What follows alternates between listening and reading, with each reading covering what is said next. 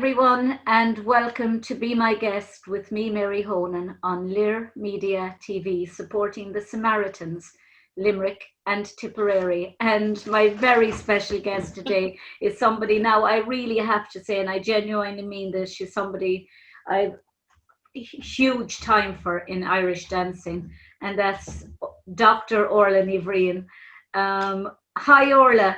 Hi Mary, how are you doing? Thank you for the lovely compliments. Oh, sure. Look, I mean, honestly, I've always had a great time for you, Orla. You're so down to earth. Mary, I'm like yourself, very busy all the time.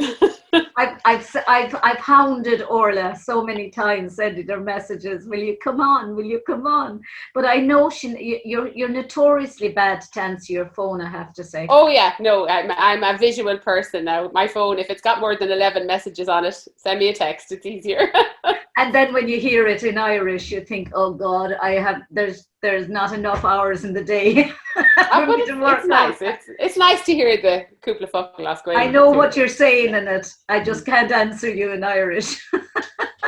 Oh, that's too funny. That's too funny. But I know what you're saying. But anyhow, Orla, how are you? How is COVID? Very well, thank you. How is COVID settling in with you?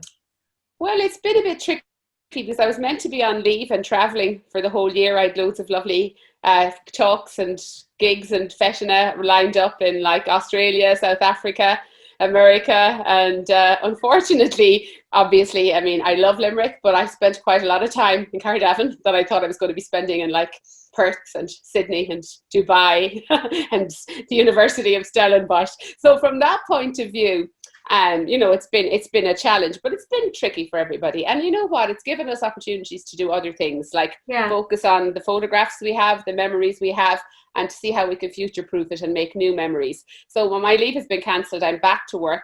I'm going to be working primarily online, which has its own challenges, but also we have students now coming into, I teach in the University of Limerick, as you know. That's right. We have students who can enroll without leaving their own homes. So I have students from Brazil and from Kentucky and from Berlin who are going to be joining me every week in Limerick. So that's a plus. Everything has kind of checks and balances, I think. How is it going to affect the university, Orla? I mean, it's going to make an awful lot more work for everybody, but people have been really good. I mean, I was on leave last semester, but I know people really stepped up to the plate. Like when towards the end of semester, people had to go very quickly to online, like where there wasn't even really an option of blended because everybody had to go home. I did it myself. Absolutely, but it was only 6 weeks, I think. Inside people are very adaptable and very resourceful, and as well as that, I think the students are very. We should never underestimate our students, and even for young children, like they've been brilliant.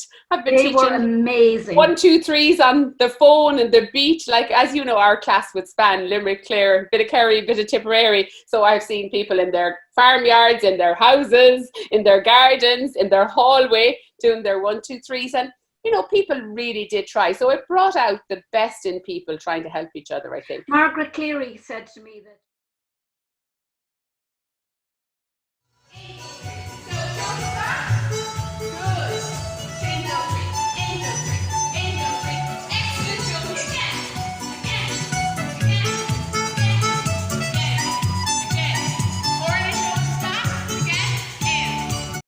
Cleary said to me that they went around to houses and they all set up their own little. They did a drive-by fesh, in the garden. Some of them, she said, went to over the top. She said, and they did it like a real fesh, stage and everything, and a musician. But most others then just had their garden and a little floor down. It was really funny. Like in the Zoom classes, we had beaches, we had cows, we had pets, we had grandparents, we had baby sisters and brothers. But so you really got an insight actually into the community extended, because normally you see the children in the hall, and I think what was exciting for me was that the children were delighted to see each other, even if it was only on the screen, because they had become quite isolated, if you like, in their own homes, and so it was kind of funny to hear yourself like shouting up and down and 1, 2, 3 into the phone, like it's like this is hardly sane, but it showed a resilience. I think people in Irish dancing have incredible strength of character, and this has been hard because, like, it's all about embodied knowledge. How hard is it to disembody it and then put it on a screen? What was funny, I think, was that some of the kids really enjoyed it because they're confident actually talking on their phones. They're confident. Yeah. Whereas we were actually way more stressed, I think, because they were able to send messages and say, and then you were finding, instead of saying arch and point, you were going turn to the couch and spin to the telly, you know. It just seemed... Then if they had their camera on reverse, they were going to the left. They were going the opposite way around. It was so there were funny moments in it, and it also meant for people like who would travel quite a distance. So like the kids that we'd have live in maybe Spanish Point, that side, or as far as Killarney, like they were able to come to dancing in 3 minutes instead of an hour and a half. And in their pajamas. Oh no, we didn't allow that. We were very strict on the... Technically could. I was talking, Orla, I can't wait to have it edited. I really can't wait to have it edited. Paddy O'Donnell. I can imagine. Oh, Orla, you can't. You really can't. I did. I adjudicated a fest with the both of them, and we laughed all day. They're such Orla, good I was people, down, actually. I was bent over the chair here at one stage at Paddy O'Donnell at the thing. But Paddy's from Limerick, you know that. He has family in Patrickswell. Yeah, and Crocora. Yeah. All out that side. Folk, I think. We used to slag him. I'd say, Paddy, I knew you were sound. There's a Limerickness in you. You know me, I'm a raving Limerick woman, you know. At the end of it, he said to me, he said, I was like the Irish Oprah. And I said, well, I've been described as the Irish Gay Byrne, or the Irish dancing Gay Byrne, the Irish dancing Graham Norton, and what's his name in England? Michael Parkinson. And I said, and now it's Oprah. I said, you're saying I've actually put on about not really though. He's talking about cultural significance. Come on, he's talking about like that would be their reference point. No, but you know what he said to me then? What? He said, Mary, the camera puts on 10 pounds on you. I just don't know how many cameras are actually on you right now. Oh, he did not say that. He would want to be sensitive. Oh, that's too funny. That's too funny. Isn't it? I just don't know. And then, of course, it was just so funny. You have to watch it. You have to. But what is funny is that see in the beginning with Zoom, everybody like kind of rolled up their sleeves and sort of set to it. But I suppose that was the short term plan, and now we're here and it's like, okay, we have to maybe do this a bit longer. Like we're off of Zoom, but at the same time we're nowhere back to where we were, you know. So I think people have been forced to think out of the box and look at it in different ways. The Zoom is good for drilling.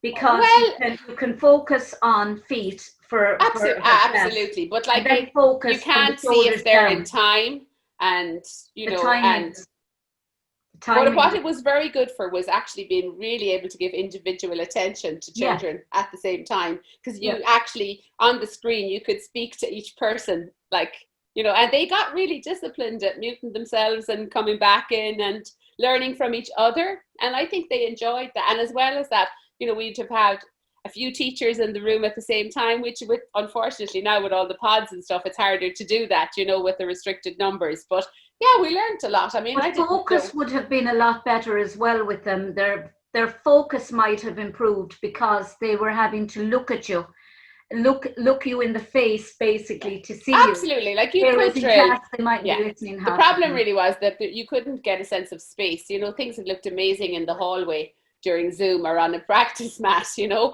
Suddenly when you're back in the hall, you're like, actually you haven't moved at all. So that it makes you think about like how we teach using a big arena and the music. You miss the music, you know, like we've always had like a live music component and going on. So that was a sort of a challenge as well. You think that the Munsters will actually go ahead? Do you know what? I mean, how long is a piece of string? This situation is so dynamic. You know, what we were saying is you know, we would like for it to happen, but obviously we like for it to happen safely. And that's the thing. So quite simply, if all of the counties in Munster are on level 2 and it's safe to proceed, then yes, it will. But if that changes for even one county, then something could go ahead, but it wouldn't be a monster. So like we won't do it unless we can do it really effectively, you know. The INEX Centre in Killarney is huge. It is. So if anybody can run it, like it can be done there, but we can't predict what might happen. So yeah, we're having a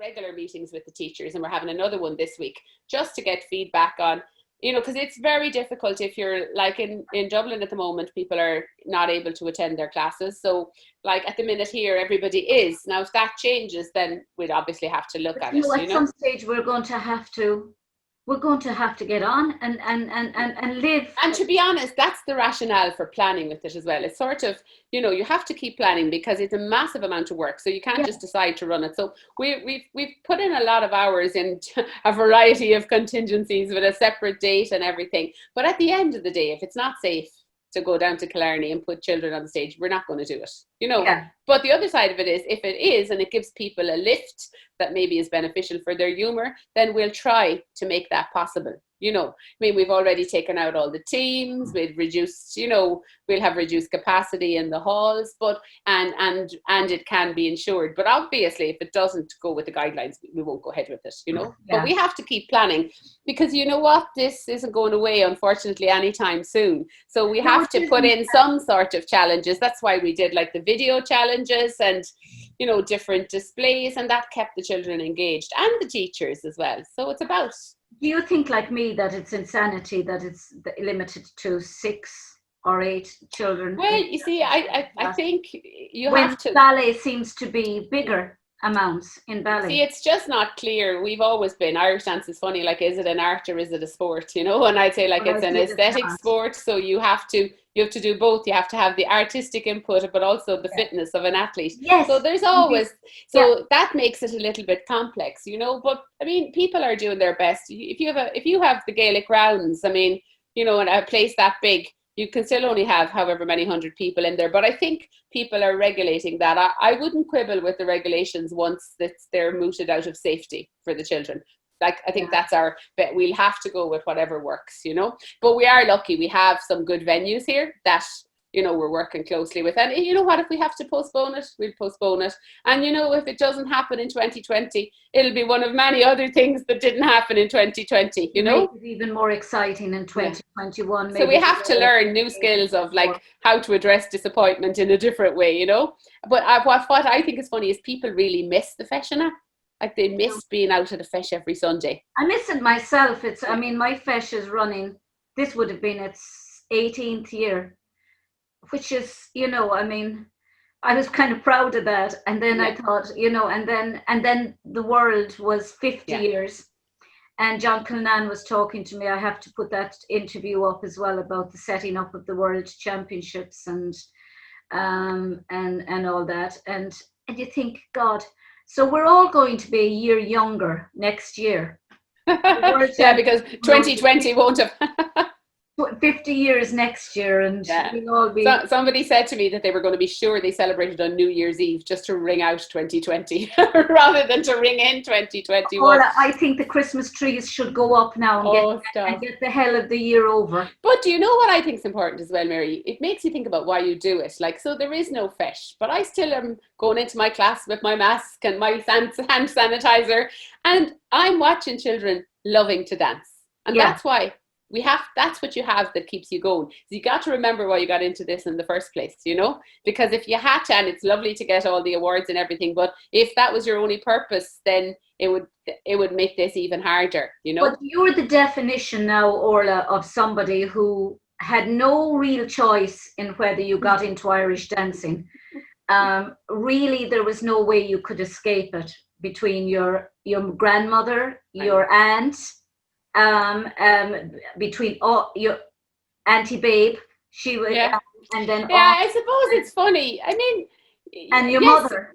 yeah, And Garrod and Antone, sure, they were, the whole lot of them were in it, but yet you are passionate about it. absolutely, and that's what I mean. You say to yourself, why am I doing this? Because yes, you have a choice or not to have it. It's a bit like a farm, you know. I often feel like it's the movie The Field, you know. Some days, some years it's a great crop, and some years, you know, it rains a lot. But you learn a lot from the years that it rains a lot as well. You know, that's It's all a learning 2020. But I just look at, like, I suppose there is a responsibility that goes with being the third generation, like, of a school that was founded in 1929. Like, it's a long time ago. And it is a big family thing. But also, you're right, I'm invested in it personally. You'd have to be. But I wouldn't say we didn't have a choice, because I do recall very definitely when Anna died, and that's like 30 years ago. And that was my mum's sister. I remember Mum saying to me and Declan, I'm not doing this now on my own. I'm not doing it. And we were like, okay, we'll do it, you know. And it was funny like that. We, you know, we did make a decision to do it. And she often says, if you knew then what you know now, would you still have made the same decision? That's a beautiful photo of Anya, isn't that behind her? Is that? It's actually my granny. It's actually, that's actually my granny. It is, because actually I have those photographs up on John Clonan's. I have Anya's and your grandmother Una. No, that's my grandmother at work. And it's funny, but yeah, I think you're right. So, like, you have to ask yourself, and I think this gave us an opportunity to do that. So the world was cancelled. So why did we go on to Zoom? Like, why did we go back into the hall and turn the key, you know, back out to the Maria Sumpta, and it's, you know, why did we do that? And it's because you're invested in it and you obviously love it, you know. So even though you hear people saying all the time, oh, I had no choice in it.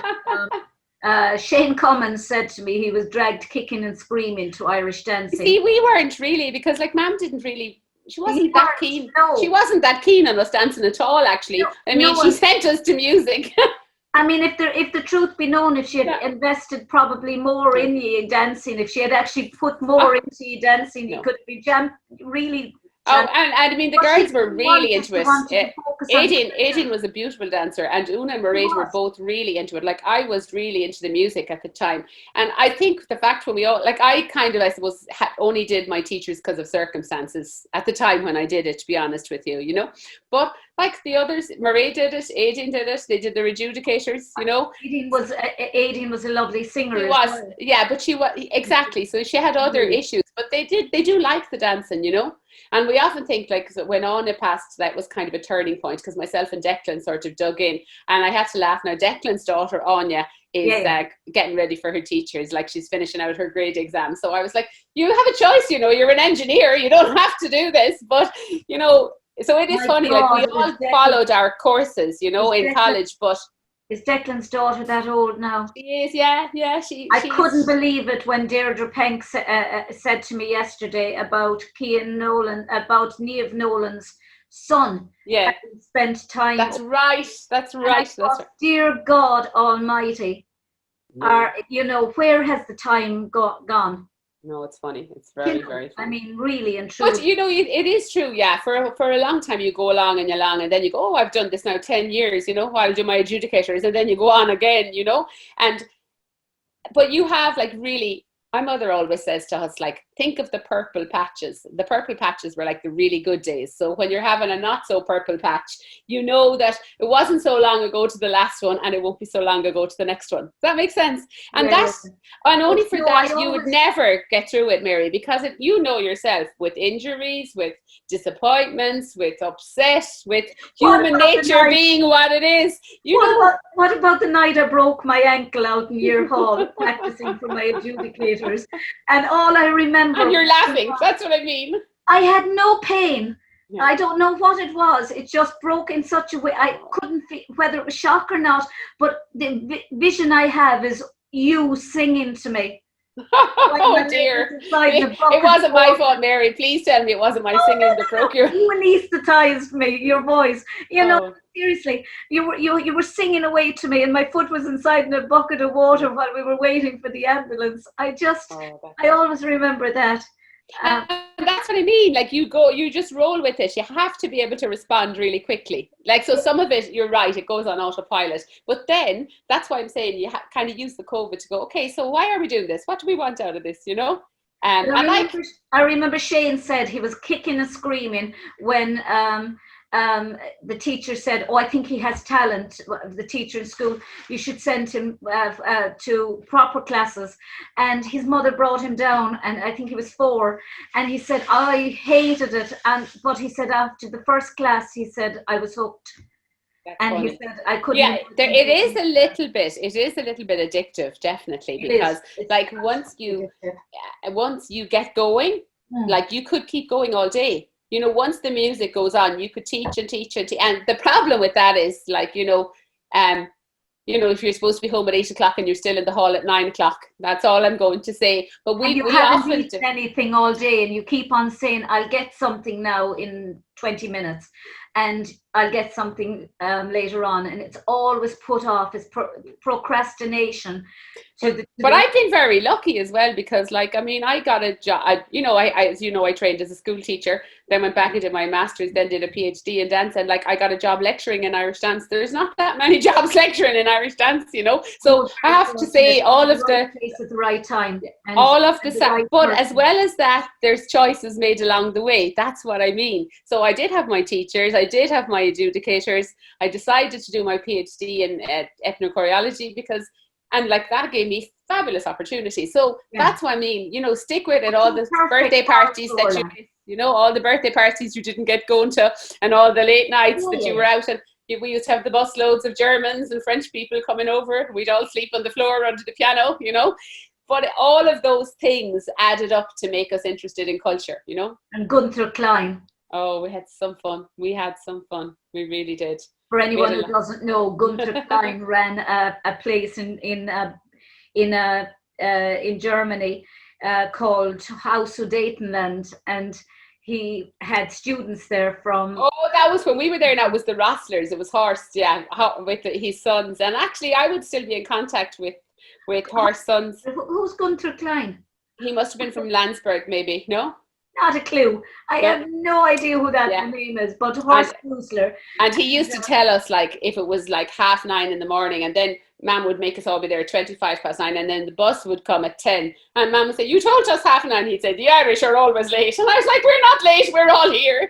So it was funny. Like, we learned how to appreciate cultural diversity really quickly, because we travelled quite a lot even before there was any shows or anything, We were going to, you did some of those trips yourself with Miss Penny. Like, we had a lot of good times, I have to say. There are great photos behind me of you as a child in the little green costume. I have a photograph in the very same O'Rourke's class costume, taken in my sitting room. I must dig it out somewhere. It's lovely.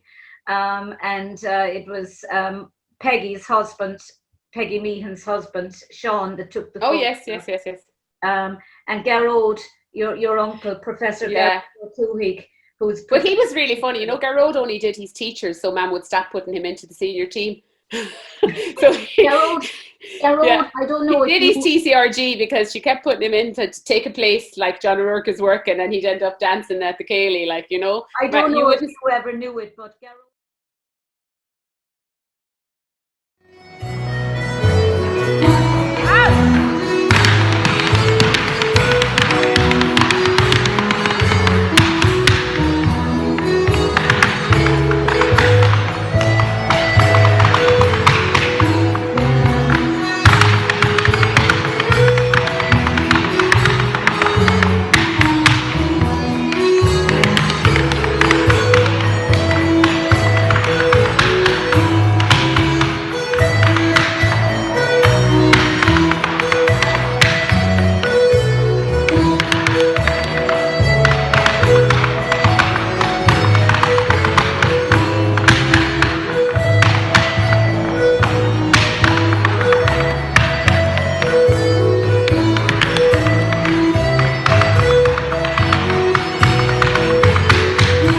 He's really funny, we used to say, our Sean used to say, before there was Google, we had Gar, so we didn't need Google, because to us, he knew everything there was to be known about stuff, because he was always really well read. But he danced as well. My dad even Jack O'Brien ended up in the senior team at one point.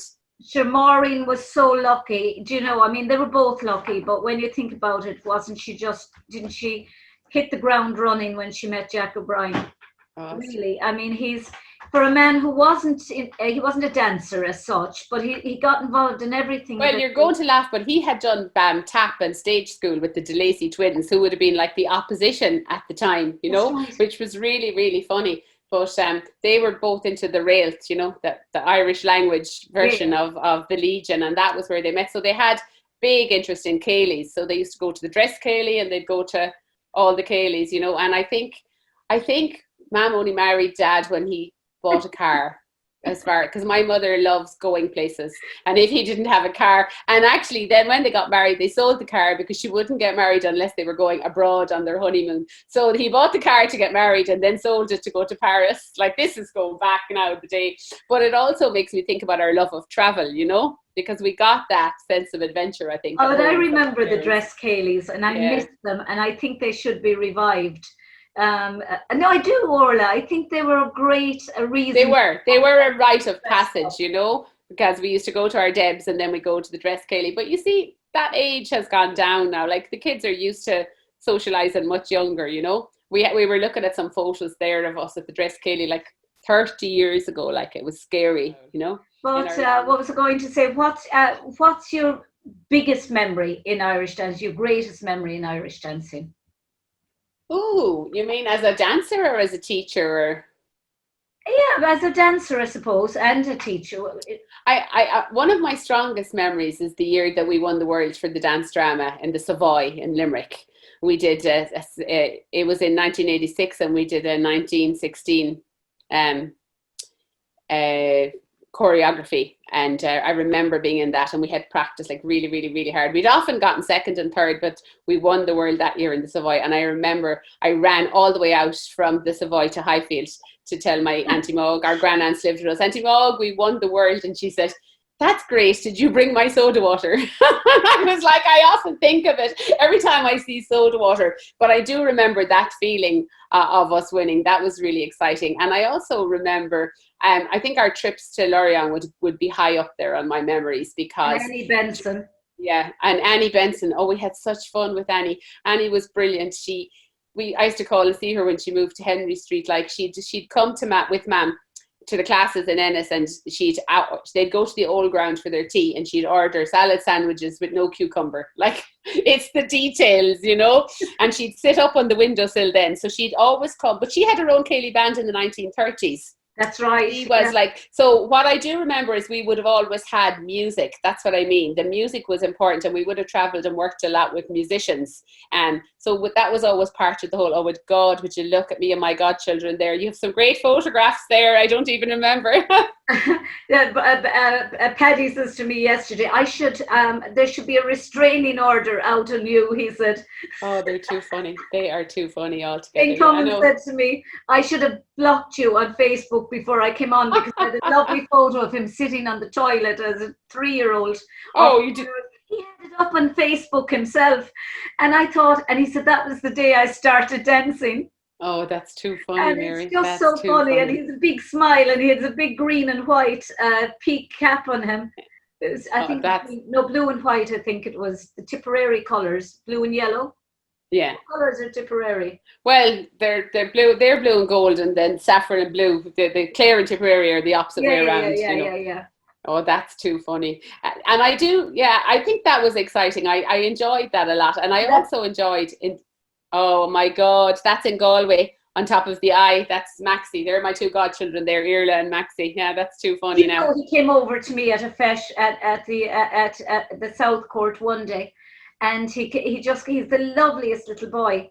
And he came over, and whatever way I looked, he was just looking up at me like that, and he went like that to me.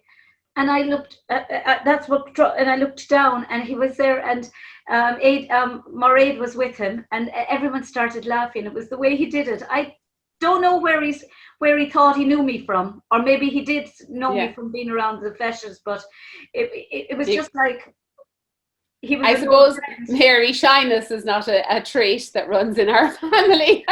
So obviously he's taken on board some of the social skills. I see you have me and Anne-Marie there at the book launch as well. That's gas. Yeah. Oh, that's too funny. Yeah, I'd even forgotten some of the older girls now that are all getting ready for their exams. So yeah, it's the social construction of knowledge. We're great believers in that. How did you feel when the book was published? Great. What had happened was, you know, the way you make a plan, and this would be great. And I worked with a friend of mine, Mick McCabe, and we'd worked together quite a lot in the university running Bloss International Summer School. And we got a grant from the Arts Council to do this research, but we thought it was going to be like a postcard. You know, it was going to be, that'd be lovely. Now we'd find out a little bit about each tune and we'll do something. But then it grew legs and it went on for like nearly 4 years in the end, because once we started to do it, it's the possibilities became, then we said, oh, it'd be lovely, we do illustrate. Well, I can't draw, as you know, I am not artistic at all, but he did some really cool illustrations, and then we started to delve into the tune. So yeah, it was, as you know yourself, it was a massive amount of work getting it across the finishing line, but when it was actually eventually gone and done, and we had a few great launches of it as well, which was, and it's nice to have it out there. I must actually buy one of them from you, Orla. Well, when I get back out into UL now, I'll get one for you. That was the other thing. I wasn't able to access them, you know, because they were locked in my office, and sure, I haven't been back there since last February now. So that's too funny. Oh, there's some great photographs there. And all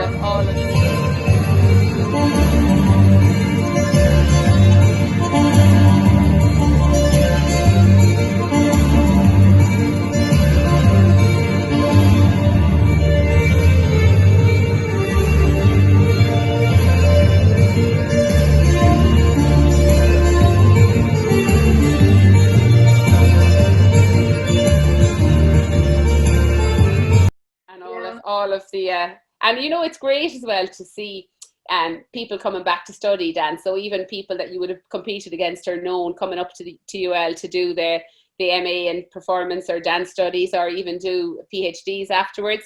And that's kind of, or the ethnochoreology one, like, it's exciting. It's a great opportunity. And the other thing I like is that you don't learn, as you know, you don't just learn to dance, you learn loads of other things. You learn how to be part of a group, or not, but you learn discipline, you learn dedication. On time.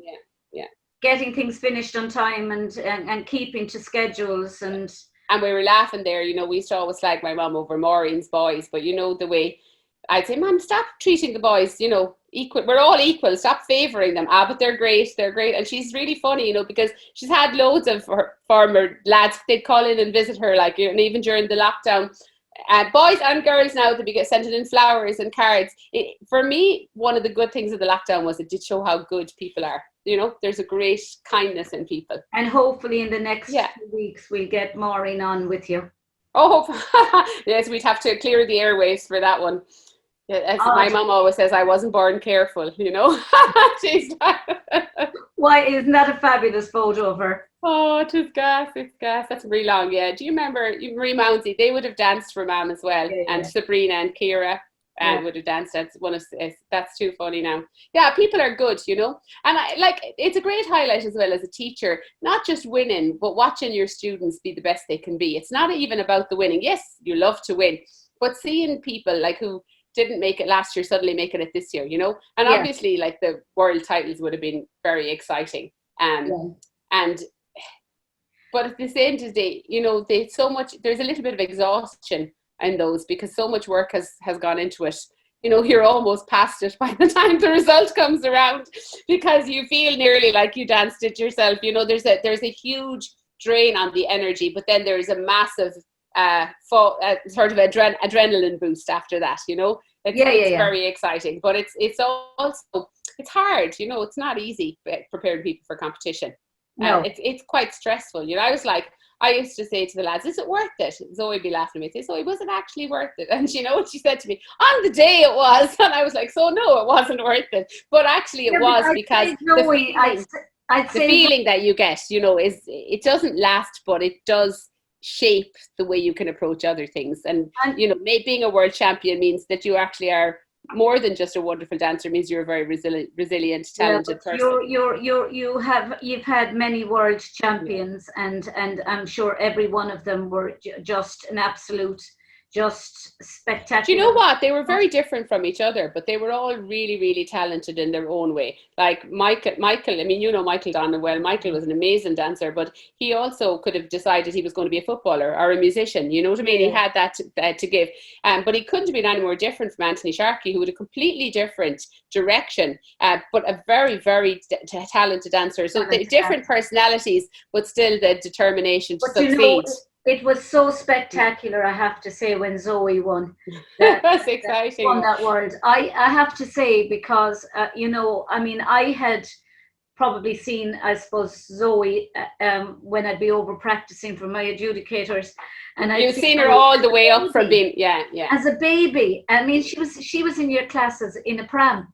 She was. You're going to laugh, but her mother, because her older sister and brother were coming to dancing, at 3 weeks old, she was under the table with Mrs. Keane in a rocket-tot. She'll kill me now for that, but that's how long she's been in the class, so that was fun. And that was a different feeling again, when that was in Scotland. And London was also very exciting when Ronan O'Brien won, because we weren't at home. There were so many of us there for it. So they're different kinds of highs, you know? And each time, but there were other things along the way. That's what I mean, like the different milestones of people getting what they wanted, people passing their exam, you know, or somebody bringing their child back to dancing after they've come to dancing to you. Those are nice moments too. Yeah.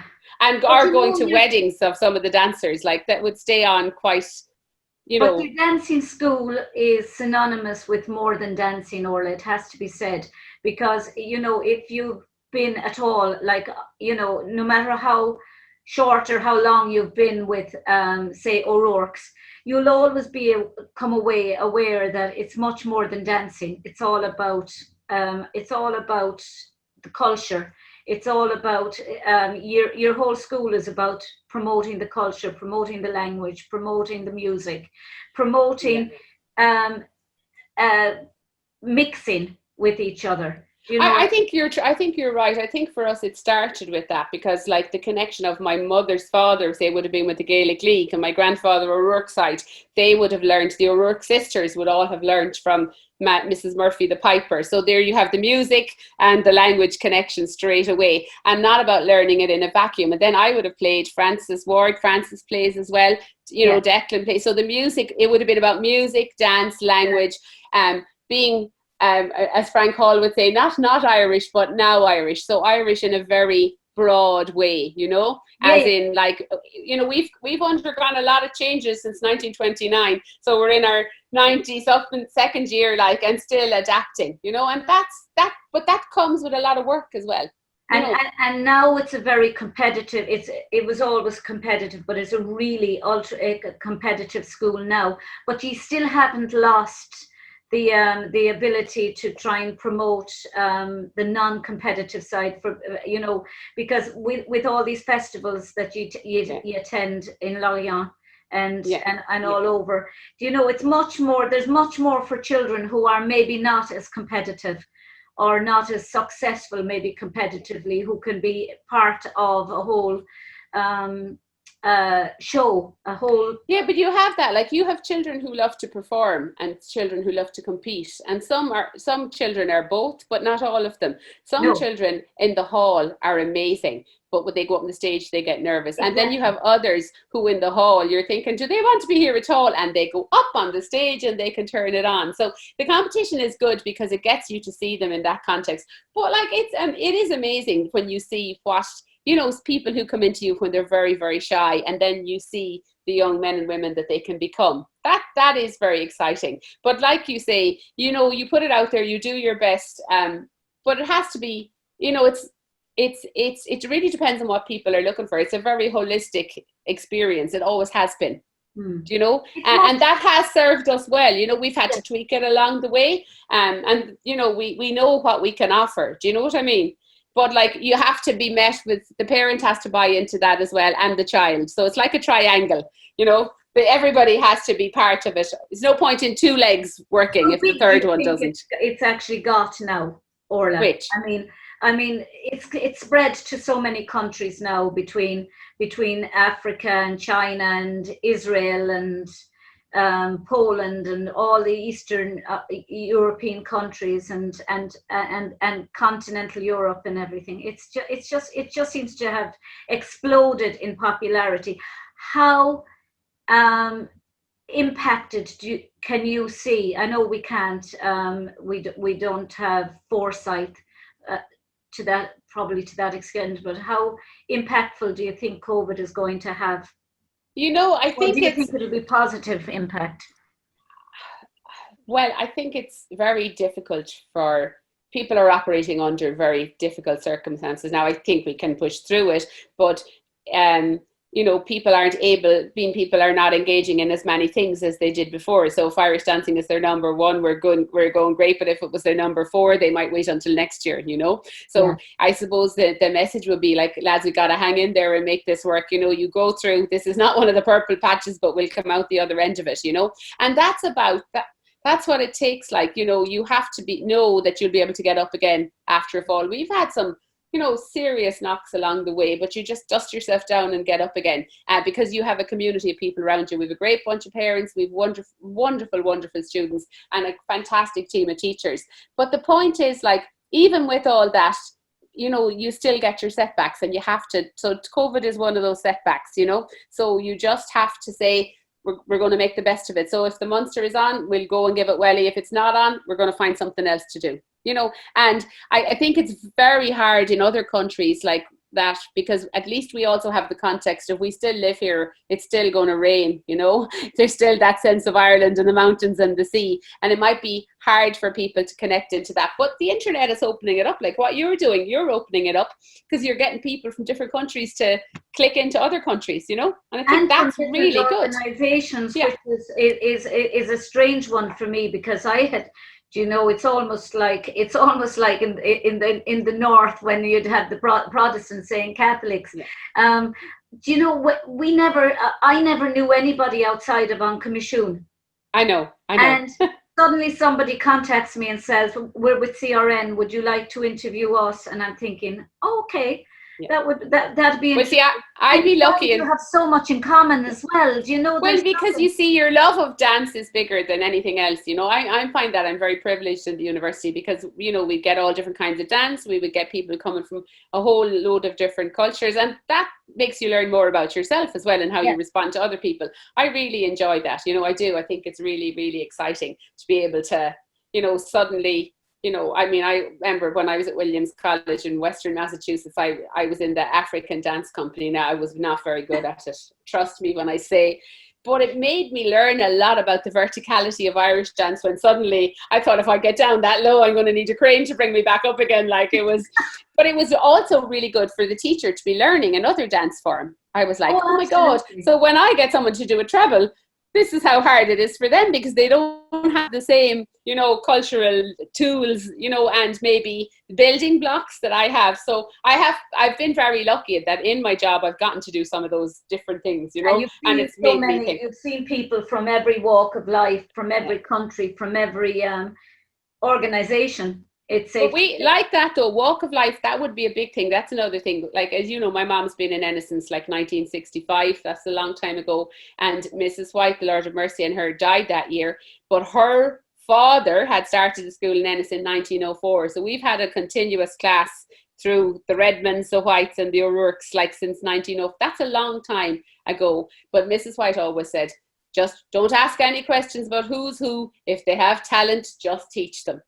And that has served me very well. The child who is interested, work with them, Isn't it such a great pity? I was only a child when I remember watching The Bridges of Ross. Yeah. And I remember watching it when I can still remember as if it was yesterday, out in Thomongate in the dancing class, and looking at Maura Carney, and as I know now who they were now, Maura Carney and John O'Rourke. Yeah. And Anthony Costello and Charles Moore, and they all doing The Bridges of Ross. And I'm thinking, oh my God, that is just such a fabulous, and you look back on those days and you think, I want to be in the Bridges of Ross when I grow up. I do remember that. I remember Marion and Patricia McCarthy and Anne Brummel and Lan Looney and I don't know if you remember Pat Kavanagh, but like I would have been small, but Mum would have had the practice senior class on a Sunday, and we'd be playing around the hall, and they'd be doing the figures, like, you know. And I suppose at the time we didn't really appreciate the effort that went into it. But what's funny, like, when looking back on the International Dance Day videos, the photographs that people started to share, it's incredible when you look at what you have done over the years, like, you know. And I remember Marion McCarthy. I can remember it as if it was yesterday. Inside near hall, and your mother and Anya, Lord rest Anya, were at one end, and Marion had me between two chairs showing me how to rock. And I remember that as if it was an Annie Benson on the accordion. With the rag tied around her thumb. But I think it's interesting you should say that's something as we've always had as an intergenerational. Say Annie would have been there, she'd have been senior, and going back to Auntie Baby and Auntie Moog. My mum's had Mrs. Keane like on her shoulder for a long time. Rosie would have been there, Mrs. Mulqueen, and we've always had that, like, aunties and grannies and nieces and entire aunties. You just call them auntie. Yeah. But you did learn from the generation that was behind you and in front of you. And I think that's really important, because that allows the tradition to keep going. That's what I mean. So it's not going in a vacuum. Orly, you're the perfect person to ask this to. I've asked a few people about it. What do you think of open platforms?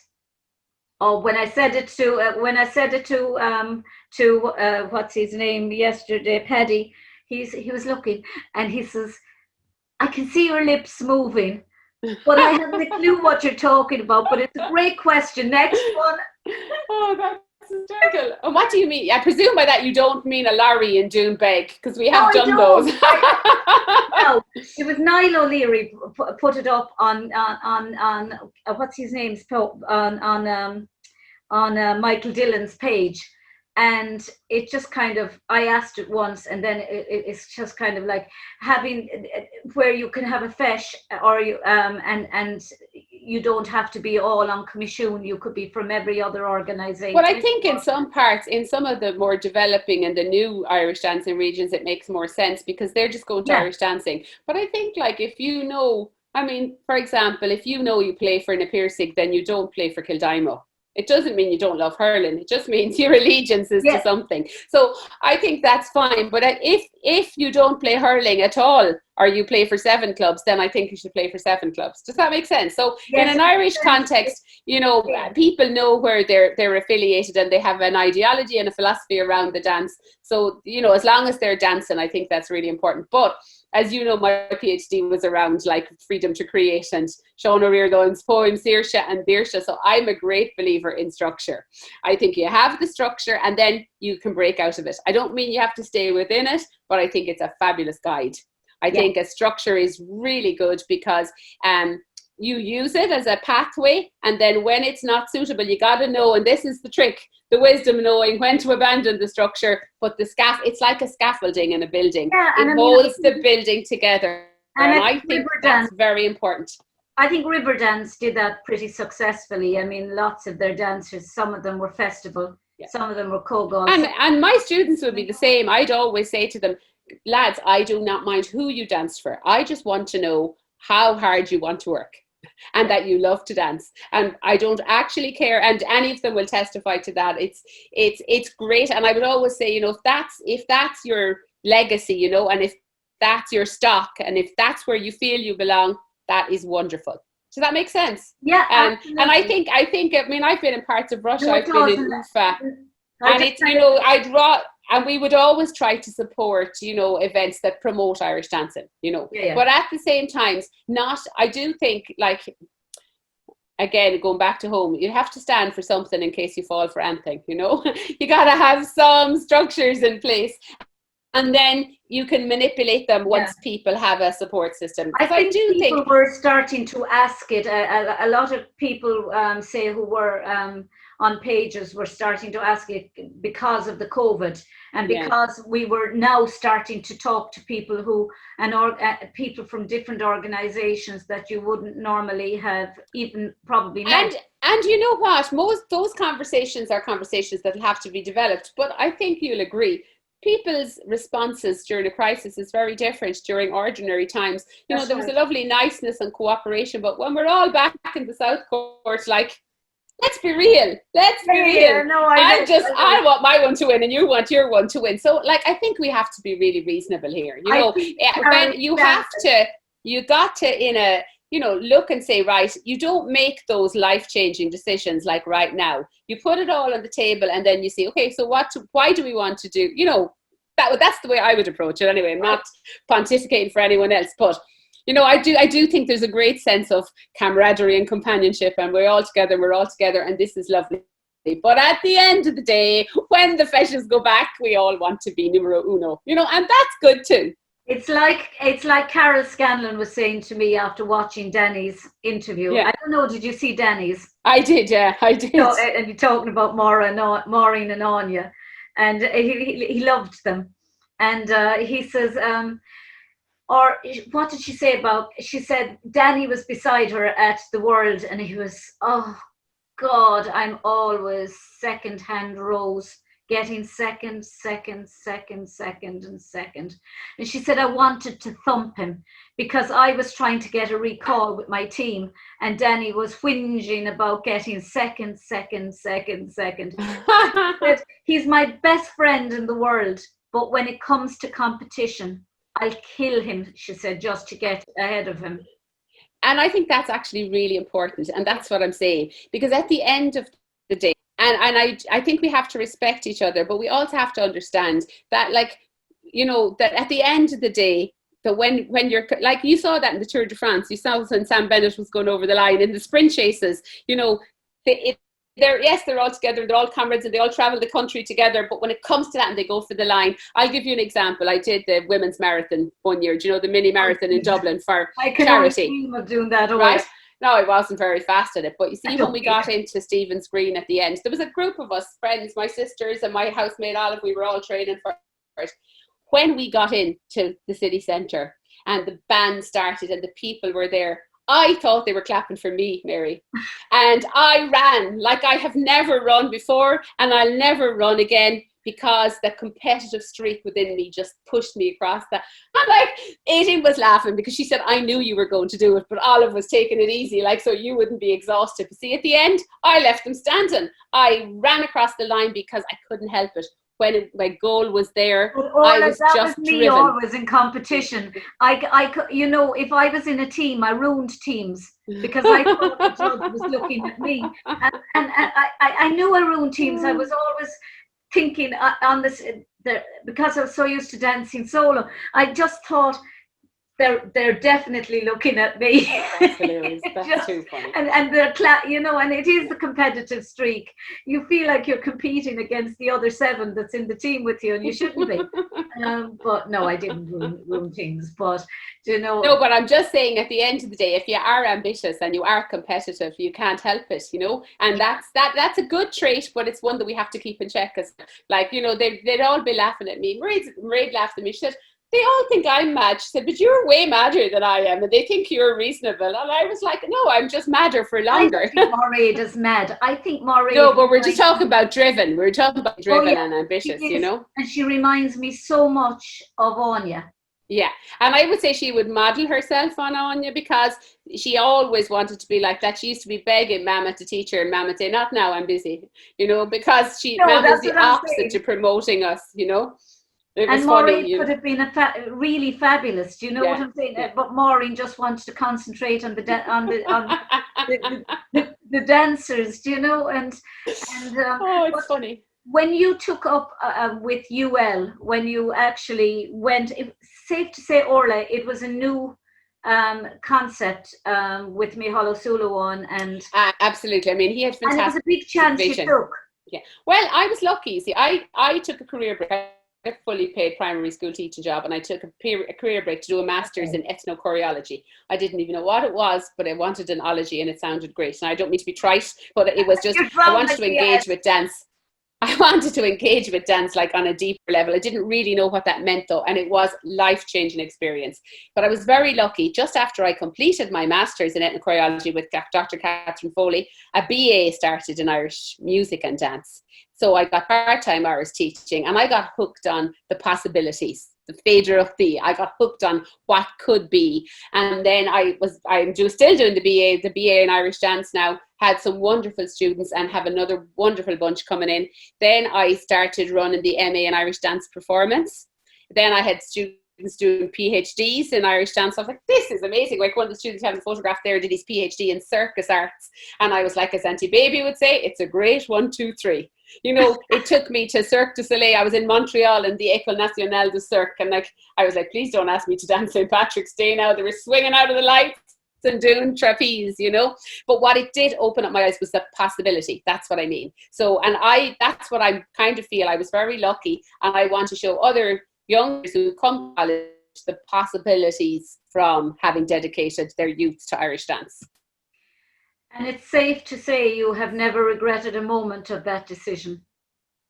Well, see, I love to teach, so I'm still teaching. Like, I do miss teaching in that I really enjoy teaching children, but I'm still doing that in dancing, you know. But I'm also doing other things. I'm getting to read about it. I'm working with older adults. I'm working with people with Parkinson's. I'm working on all sorts of projects, and it's, yeah, very exciting. How good is, I mean, I think you probably would agree with me in the medical research that says that Irish dancing is remarkably good for people with Alzheimer's. Well, this is the research we're doing at the moment. We did a big project on people with Parkinson's. One of my students, Joanne, did a PhD on that. And I work closely with colleagues in physiotherapy. And just actual dance and exercise is really, really good, because it can, basically with musical cueing and steps, it can part the part of the brain that's not functioning, you know, without getting into big detail. But that's what I mean. The opportunities and the potential, you know, for therapeutic implementations and social knowledge in dance are vast, really, really vast. It's really exciting. Yeah, I think that's one of the most exciting aspects, I think, of the potential for a therapeutic, the therapeutic value of dance is the potential that it can unlock so much potential for people with Alzheimer's. Do you know? Yeah, absolutely. No, where to from here now, Orla?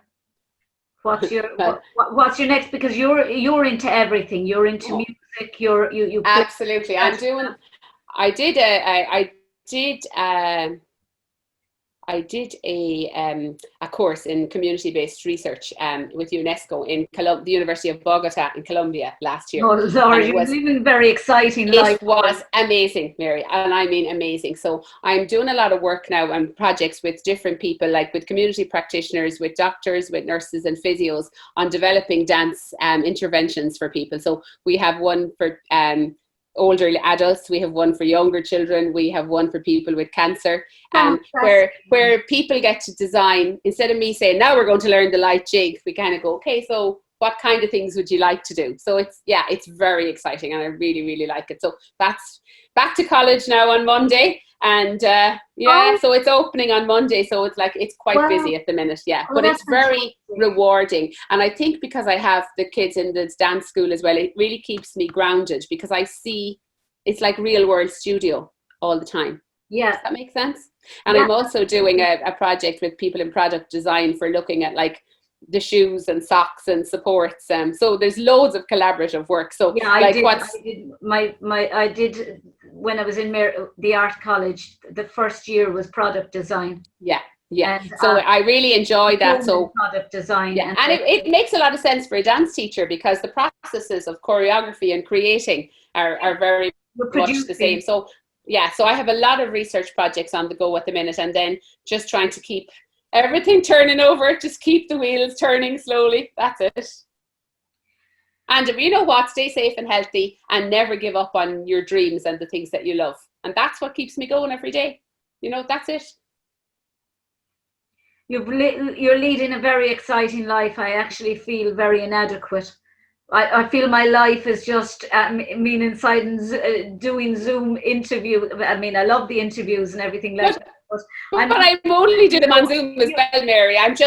What I'm saying is the possibility. That's what I'm saying. I mean, I'm not going to be on a plane anytime soon to anywhere, but that doesn't mean that I let my mind travel. So my mind can travel through my students and through my dancers.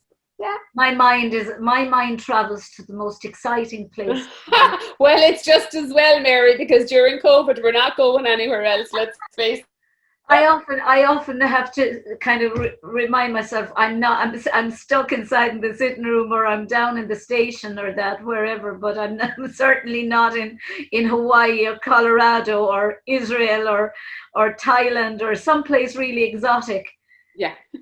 Or Australia. It's just. Oh no, it's good. It's just, good. Well, you know what? That's what I mean. It's lovely. It's lovely, and that's what I love about dance, is that it can engage the body and the mind. And now maybe the body's not going far. That doesn't mean I can't, revisit the times I had in Colombia. I did a lovely lecture in St. Louis in the University of Missouri there earlier on. Helen Gannon brought me out there, so I've had a lot of nice highlights, and they're going to sustain until the next time. Helen is going to be a guest on my show in the next. Oh, another amazing Limerick lady, let me tell you. I interviewed her before in her car. Oh, I went to the car here in Limerick, and she was staying, I think, with your mother, and I met her outside Moret's in Dance City, and we. Oh yeah, there have been some evenings now with my mom, Moret and Helen. I can tell you that, 3 great ladies. And we had a great chat. It was over an hour, and she just chatted and chatted. It was like we knew each other all our lives. She was Brilliant. That kind of a lovely person. Well, Orla, thank you very, very much, Dr. Orfhlaith Ní Bhriain, for coming on. And Mary, thank you so much for having me. And I hope, as I say, we can extend the conversation to include that the real boss. I'm only the logistical operations manager at the minute of Scully Rourke. But you're a major part of it, Orla. You are such an inspiration within the school. I mean, to be honest with you, you seem to be the driving force. Well, you know what it is? It's like being the heir apparent, and we go into different roles. So there was a time when I did all the more physical work, and now really Mairead and Francis and the other ones would do that, and myself and Mary will do the strategizing. Yes, we do the physical work as well, but you just have to be able to change and do what's needed. Aren't you so lucky to have Mary? But she's so loyal. Well, we built a team. You have to build a team well. Yeah. She's she's just so quiet and so loyal and so unassuming as well. But she's been a long time in this dancing game, so she knows it. And like her own nieces and nephews are dancing now. Like Killian won the All Ireland last year, so like they're in for the long haul. Yeah, it's great. So you have that mixture of all the time, like experience and energy, and we don't all get tired at the same time. That's the biggest advantage. No, and Geraldine, her sister, danced with me in Bunratty. Absolutely. Wow, that's right. Yeah, okay, I forgot that. Yeah. We were very good friends in Bunratty. Anytime I used to go away to on tour, Geraldine used to dance in Bunratty, or she was there when I was there as well. Oh, yeah, that's gas. That's really brilliant. No, it's good. It's good energy. No, it is good. It reminds you what's good about it. Yeah. But Orla, thank you. You are welcome. And I will get back onto you. Or Mila Mahagov, a good. And Fáilte Roth, Mary, and Quinnig Earth, you're doing great work on Rinka Gaela for Kirk and Keen, so fair play. Thank you. Thanks a million. Thanks a million. God bless.